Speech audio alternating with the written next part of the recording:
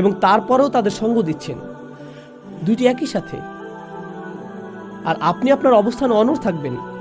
তারা আপনাকে লজ্জিত করতে পারেন, আর আপনার অধিকার আছে আত্মপক্ষ সমর্থনের।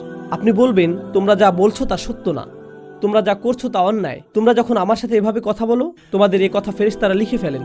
তোমাদের আরেকটি ব্যক্তিসত্তাকে অপমানিত করার অধিকার নেই। আপন সন্তান হলেও তোমাদের সে অধিকার নেই। আল্লাহ আমাকে তোমাদের প্রতি সবচেয়ে ভালো হওয়ার নির্দেশনা দেওয়ার অর্থ এই নয় যে তিনি তোমাদেরকে আমার প্রতি সবচেয়ে খারাপ হওয়ার অধিকার দিয়ে দিয়েছেন। এটা সঠিক নয়। আমারও অধিকার আছে। আর কিছু ক্ষেত্রে আপনি বেরিয়ে আসতে পারবেন। আপনি কথোপকথনের মাঝখান থেকে বের হয়ে আসতে পারেন, কারণ আপনি তাদেরকে আরও বেশি পাপ করা থেকে রক্ষা করছেন। এটাও আপনার বাবা মায়ের প্রতি আপনার একটা করুণা বলে গণ্য হতে পারে। আর তাদের প্রতি কোনো খারাপ ভাষা ব্যবহার করা থেকে বিরত থাকতে পারলেন, কারণ আল্লাহ বলছেন, মা ইয়ালফিযু মিন কওলিন ইল্লা